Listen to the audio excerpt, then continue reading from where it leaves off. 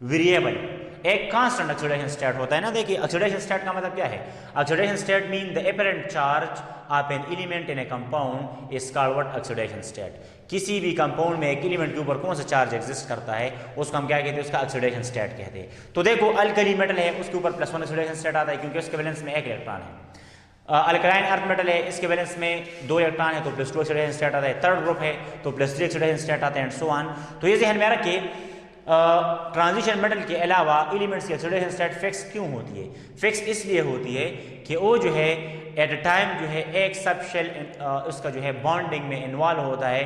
That's why that have a single type of oxidation state that have not variable oxidation state. लेकिन जब हम transition metal की तरफ आते हैं तो ट्रांजिशन मेटल में इसका ऑक्सीडेशन स्टेट कांस्टेंट नहीं होता बल्कि वेरिएबल होता है। डिफरेंट ऑक्सीडेशन स्टेट में एग्जिस्ट करता है एक एलिमेंट उनके कंपाउंड्स में। तो इट इज ड्यू टू, इसके मुख्तलिफ रीजन है, it is due to NH2 and N-1D।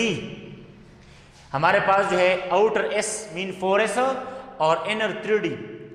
Outer S 4s और 3D दोनों ऑर्बिटल, दो मुख्तलिफ ऑर्बिटल जो है एट अ टाइम बॉन्डिंग में इन्वॉल्व होते हैं। इसी वजह से इसकी ऑक्सीडेशन स्टेट क्या होती है? वेरिएबल होती है। ये रीजन है, ठीक है, कि it is due to the NH2 and N-1D 1 to 10 subshell or orbital involved in bonding. That's why metals, transition metal exist in variable oxidation state. अब हम आते हैं oxidation state scandium, titanium, vanadium, chromium, manganese, iron, cobalt, निकल, copper and zinc, इसकी हम जिक्र करते हैं। तो पहले आप इलेक्ट्रॉनिक कन्फिगरेशन की तरफ जाए। 4s2 3d1, 4s2 3d4, 4s2 3d3, 4s1 3d5, 4s2 3d5, 4s2 3d6, 4s2 3d7, 4s2 3d8, 4s1 3d10, 4s2 3d10। देखिए इधर हमने 4s में इलेक्ट्रॉन पहले फिल किए, 3d में बाद में। It is according to above principle, it is according to n+l rule. और ये पहले भी हमने डिस्कशन की थी कि जब हम स्टेबल इलेक्ट्रॉनिक कन्फिगरेशन की बात करते हैं तो 4s में हम पहले फिल करते हैं, 3d में बाद में फिल करते हैं। लेकिन ये ध्यान में रखें कि जब हम आयनाइजेशन की बात करते हैं, जब हम मेटल से इलेक्ट्रॉन को नॉकआउट करते हैं तो सबसे पहले हम वैलेंस शेल से इलेक्ट्रॉन नॉकआउट करते हैं। और वैलेंस शेल कौन सा शेल है? 4s हमारे पास 4 क्या है? वैलेंस शेल है। तो फिर हम जब सपोज अब हम स्कैंडियम +1 की बात करेंगे तो फिर इलेक्ट्रॉनिक कन्फिगरेशन क्या होगा? 3d1 4s1। स्कैंडियम +2 की बात करते हैं तो फिर बनेगा 3d1 4s0। अगर स्कैंडियम हम +3 की बात करते हैं तो फिर हम करेंगे 3d0 4s0। फिर हम 4s को 4s से पहले इलेक्ट्रॉन नॉकआउट करेंगे और 3d को 3d से बाद में इलेक्ट्रॉन नॉकआउट करेंगे। तो देखिए the oxidation state of metals also depends on the valence electron and the number of unpaired electron. जितने नंबर ऑफ अनपेयर्ड इलेक्ट्रॉन बढ़ते जाते हैं तो इसकी जो है ऑक्सीडेशन स्टेट इंक्रीज होती जाती है। इलेक्ट्रॉन की पेयरिंग जब आती है तो फिर ऑक्सीडेशन स्टेट में डिक्रीज आता है, क्योंकि जब इलेक्ट्रॉन पेयर होते जाते हैं तो एटम स्टेबिलिटी की तरफ जाता है, फिर और कम ऑक्सीडेशन स्टेट में एग्जिस्ट करता है। अच्छा इसके बाद देखिए स्कैंडियम के वैलेंस में 3 इलेक्ट्रॉन है। तो अगर 4s से ये दोनों इलेक्ट्रॉन नॉकआउट हो जाए सबसे पहले तो +2 ऑक्सीडेशन स्टेट आएगा।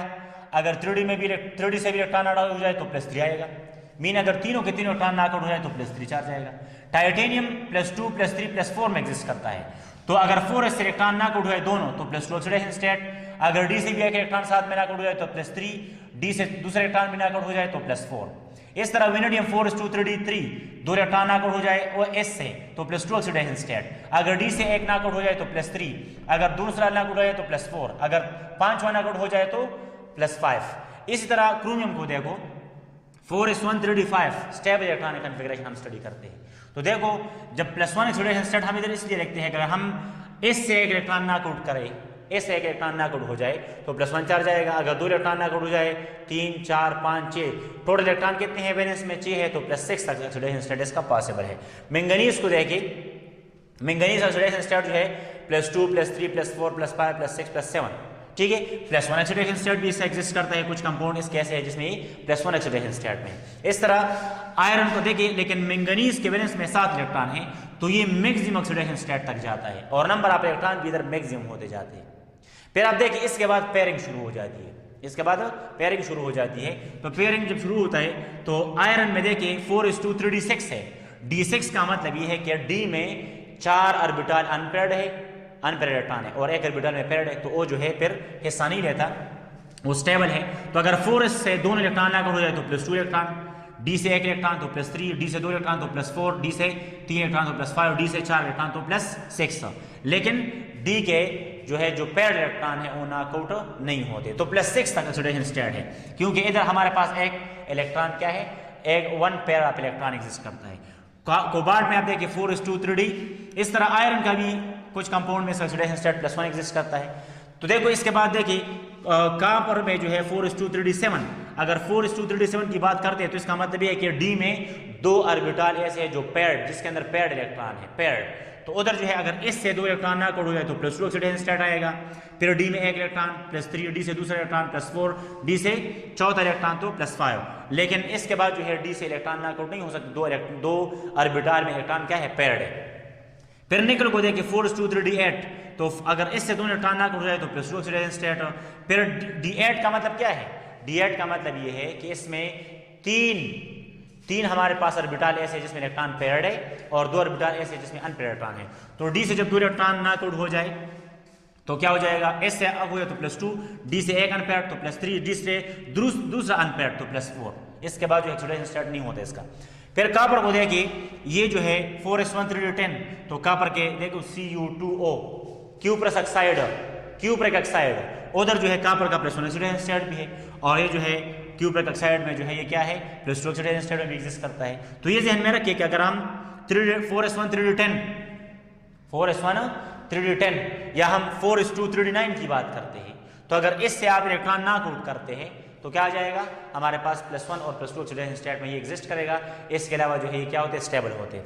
फिर जिंक जो है ये मोस्टली +2 ऑक्सीडेशन स्टेट में एग्जिस्ट करता है, सिर्फ इससे इलेक्ट्रॉन नॉक आउट होते हैं, और डी सारे कंप्लीटली पेयर्ड है, इसी वजह से जो है पेयर्ड इलेक्ट्रॉन है सारे डी में, इसी वजह से ये ऑक्सीडेशन स्टेट इसका +2 सिर्फ एग्जिस्ट करता है। तो देखो मैं आपको समझाऊं कि सबसे लेस कॉमन ऑक्सीडेशन स्टेट जो है वो क्या है, O+1 है, जो चंद एक एलिमेंट में एग्जिस्ट करता है, जिस तरह क्रोमियम है, मैंगनीज है, आयरन है और कॉपर है। अगर MCQs आ जाए कि the least common oxidation state exists in which of the following element exist in least common oxidation state, तो आपको पता होना चाहिए क्रोमियम, मैंगनीज, आयरन और कॉपर ये least common oxidation state में एग्जिस्ट करते हैं, जिसका ऑक्सीडेशन स्टेट +1 है।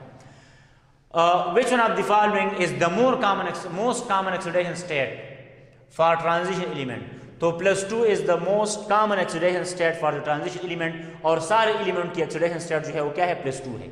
सारे एलिमेंट 4:2 के इलेक्ट्रॉन तो सबसे नॉक आउट हो सकते हैं, ये सबसे कॉमन ऑक्सीडेशन स्टेट है।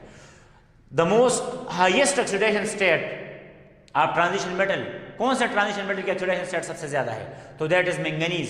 मैंगनीज जो है ऐसे एलिमेंट है जिसकी ऑक्सीडेशन स्टेट जो है क्या है, सबसे ज्यादा है। और ये अगर इस तरह से लिखा जाए कि which one of the following element exist in different and maximum number of oxidation state, ठीक है, जो ज्यादा से ज्यादा ऑक्सीडेशन स्टेट में और मुख्तलिफ ऑक्सीडेशन स्टेट में एग्जिस्ट करता है, वो कौन सा एलिमेंट है, दैट इज मैंगनीज। तो मैंगनीज जो है +7 ऑक्सीडेशन स्टेट में एग्जिस्ट करता है, और मैंगनीज के जो कंपाउंड होते हैं वो गुड ऑक्सीडाइजिंग एजेंट होते हैं। गुड ऑक्सीडाइजिंग एजेंट है, एसिडिक इन नेचर है, लेस बेसिक है, pH की वैल्यू जो है लेस है, pH की वैल्यू हाई है। तो जो कंपाउंड जो है हाईएस्ट, जिस कंपाउंड में एक मेटल हाईएस्ट ऑक्सीडेशन स्टेट में एग्जिस्ट करता है वो स्मॉलर साइज्ड होता है और वो गुड ऑक्सीडाइजिंग एजेंट होता है। तो देखो दोबारा मैं समझाता हूँ कि रीजन जो है इसके लिए, जो रीजन है कि ऑक्सीडेशन स्टेट स्कैंडियम से मैंगनीज तक इंक्रीज होता है, फिर मैंगनीज से जिंक तक दोबारा डिक्रीज हो जाता है। तो देखिए रीजन दिया है कि as number of unpaired electron increases the element will exist in maximum oxidation state. As number of unpaired electron decreases, the element exists in a less oxidation state. Minimum जो है ये एलिमेंट जो है less oxidation state में exist करते हैं। तो इधर हमने डिस्कस किया है कि +2 जो है हमारे पास कौन सा ऑक्सीडेशन स्टेट है, कॉमन ऑक्सीडेशन स्टेट है, and it is due to NH2 क्योंकि 4s के इलेक्ट्रॉन किसी भी एलिमेंट से नॉक आउट हो सकता है, तो उसको हम क्या कहते हैं, +2 is the common oxidation state of. तो this all about the variable state, the variable oxidation state of the compound element metals. And ये जो ऑक्सीडेशन स्टेट है इनमें जो है ये आपको समझाता जाऊं कि ये जो है इन मेटल्स के कंपाउंड जो है एग्जिस्ट का मतलब है कि इनके कंपाउंड्स के फॉर्म में यही मेटल इन मुख्तलिफ ऑक्सीडेशन स्टेट में ये एग्जिस्ट करते हैं, ठीक है। अब हम आते हैं थर्ड जो प्रॉपर्टी है, that is magnetic properties. Magnetic properties of transition metals. तो देखो मैग्नेटिज्म में हम 3 चीज़ें डिस्कस करते हैं mainly, diamagnetic substances, paramagnetic substances and ferromagnetic substances. तो ये सिंपल कंसेप्ट है। Diamagnetic substances are those substances, those atom, ions or molecule or compound which have no unpaired electron and not attracted by the magnetic field and slightly repelled by the magnetic field is called what? Diamagnetic substances, and this phenomena is called what? Diamagnetism. What about paramagnetic? Paramagnetic substances are those atom, ions, molecules or compound which have unpaired electron and attracted by the magnetic field is called what? Paramagnetic substances, and this phenomena is called what? Paramagnetism. Paramagnetism के लिए जो शर्त है वो 1, 2 या 3 electron unpaired होने चाहिए। What about ferromagnetism? तो ferromagnetism is the extreme case of paramagnetism. Ferromagnetism is the extreme case of paramagnetism when there is a more than 3 unpaired electron and the substance is strongly attracted by the magnetic field and the substance will act as a permanent magnet is called what? Ferromagnetic substance. इसको हम क्या कहते हैं? Ferromagnetic substances कहते हैं। तो mostly हम दो कंसेप्ट स्टडी करते हैं, डायमैग्नेटिक और पैरामैग्नेटिक। तो खैर ये जो है मैंने मजीद भी पैरामैग्नेटिक का कंसेप्ट भी दिया। अब देखिए हमारे पास जो है मैग्नेटिज्म को हम किस तरह दे के स्टडी करते हैं। देखिए मैग्नेटिज्म डिफरेंटली, पैरामैग्नेटिज्म या ferromagnetism is directly proportional to number of unpaired electron and diamagnetism is inversely proportional to number of unpaired electron. Diamagnetism is inversely proportional to number of unpaired electron where paramagnetism is directly proportional to number of unpaired electron. तो देखो हमारे पास scandium है, titanium है, vanadium है, chromium है, manganese है, फिर iron है, कोबाल्ट है, निकल है, कॉपर है और जिंक है। आपकी समझ के लिए मैंने इस तरह डायग्राम ड्रा किया है कि आपको आसानी से क्लियर भी हो जाए, टाइम भी कम इस्तेमाल हो जाए। स्कैंडियम का 3D1 है तो इसको हम D1 सिस्टम कहते हैं, टाइटेनियम का 3D2 है तो इसको हम D2 सिस्टम कहते हैं, वेनेडियम का 3D3 है तो D3 सिस्टम कहते हैं, क्रोमियम का 4:2 3D4 सिस्टम है, D4 कहते हैं, मैंगनीज का D5 है और आयरन का D6 है, कोबाल्ट का D7 है, निकल का D8 है, कॉपर का D9 है और जिंक का D10 है।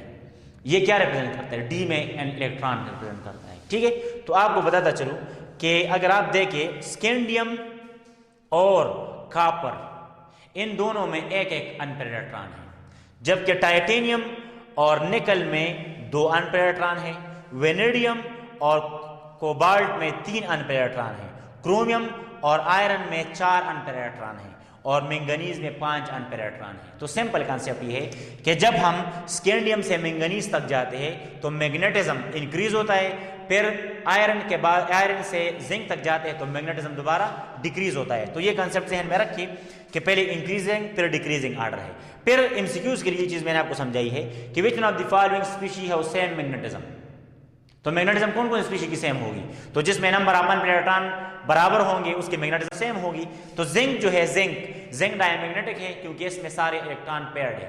फिर स्कैंडियम और कॉपर की मैग्नेटिज्म एक जैसी है, फिर टाइटेनियम और निकल की एक जैसी मैग्नेटिज्म है, फिर वेनेडियम और कोबाल्ट की एक जैसे है, फिर क्रोमियम आयरन की है और मैंगनीज की सबसे ज्यादा मैग्नेटिज्म है। तो देखो मैग्नेटिज्म, देखो ये मैंने नंबर ऑफ अनपेयर्ड इलेक्ट्रॉन का कांसेप्ट दिया है। मैग्नेटिज्म के लिए मैंने ऑर्डर दी है, manganese is strongly attracted by the magnetic field and it will act as a permanent magnet and it is ferromagnetic in nature, extreme case of paramagnetism. फिर chromium और आयरन का मैग्नेटिज्म सेम है, 4 electron है दोनों में, vanadium और cobalt में same है, 3 इलेक्ट्रॉन है, टाइटेनियम और निकल का सेम है, 2 इलेक्ट्रॉन है, स्कैंडियम कॉपर के सामने 1 इलेक्ट्रॉन है, जिंक में 0 इलेक्ट्रॉन है। तो ऑर्डर क्या होगा? मैंगनीज का सबसे ज्यादा होगा, आयरन क्रोमियम आयरन का सेम है, फिर डिक्रीजिंग ऑर्डर आता है वेनेडियम कोबाल्ट, फिर टाइटेनियम निकल, फिर स्कैंडियम कॉपर, फिर जिंक। ठीक है, इसके बाद देखिए अगर हम ऐसी एलिमेंट्स को देखें, अक्सर एमसीक्यूज ऐसी भी आती है कि आपको मेटल्स के मुख्तलिफ ऑक्सीडेशन स्टेट में वो मेटल्स गिवन होते हैं, तो उसमें आपको मैग्नेटिज्म पूछा जा सकता है। तो इसमें देखिए ऑक्सीडेशन स्टेट से फर्क नहीं पड़ता, ऑक्सीडेशन स्टेट से आपके कंसेप्ट में फर्क नहीं आना चाहिए। ऑक्सीडेशन स्टेट जब आ जाए तो आपने इलेक्ट्रॉनिक कन्फिगरेशन सिंपल करना है कि अब जो है सपोज आयरन +3 है, तो आयरन +3 का मतलब क्या है कि एस से 2 इलेक्ट्रॉन चले गए और डी से 1 इलेक्ट्रॉन, तो 5 इलेक्ट्रॉन फिर भी रहते हैं। मैंगनीज +2 का मतलब क्या होगा कि एस से 2 इलेक्ट्रॉन चले गए हैं और डी में 5 इलेक्ट्रॉन है। क्रोमियम +1 का मतलब क्या है कि एस से 1 इलेक्ट्रॉन चला गया है और डी में 5 इलेक्ट्रॉन है। तो देखो जब भी ऑक्सीडाइजेशन स्टेट आ जाए उसमें भी आपने देखना है कि डी में कितने इलेक्ट्रॉन मौजूद है। अगर डी में एक जैसे इलेक्ट्रॉन मौजूद है तो ओ इसके मैग्नेटिज्म एक जैसी होगी। जिस तरह देखो ये सारे मैंगनीज +2, आयरन +3, क्रोमियम +1, इनमें नंबर ऑफ इलेक्ट्रॉन सब में क्या है 5 है, ये d5 सिस्टम है। तो ये सारे फेरोमैग्नेटिक इन नेचर है और इसका मैग्नेटिज्म आपस में क्या है सेम है। अच्छा, मैग्नेटिक प्रॉपर्टीज को फाइंड करने के लिए एक बैलेंस इस्तेमाल होता है जिसको हम क्या कहते हैं, गाय बैलेंस कहते हैं। It is called what, guy balance. और गाय बैलेंस से हम क्या करते हैं, उससे हम किसी भी मेटल्स की या कंपाउंड्स की जो है मैग्नेटिज्म फाइंड करते हैं। और उसके लिए फार्मूला है mu is equal to √n × n+2। Mu is equal to √n × n+2। ये हमारे पास इक्वेशन है। Where mu represent magnetism, magnetic property, n represent number of unpaired electron. और इस म्यू के लिए हम जो यूनिट इस्तेमाल करते हैं वो बीएम है, that is called BM, Bohr magneton. Bohr magneton में हम क्या करते हैं, इसको मेजर करते हैं। और इसके लिए जो है ये गाय एक्चुअली साइंटिस्ट का नाम है, उन्होंने जो है ये बैलेंस इंट्रोड्यूस किया है जिसमें हम मैग्नेटिक प्रॉपर्टी ऑफ एलिमेंट और magnetic property of the compound क्या करते हैं, फाइंड आउट करते हैं। Mu is equal to √n + n+2, where mu is a magnetism, n is a number of unpaired electron।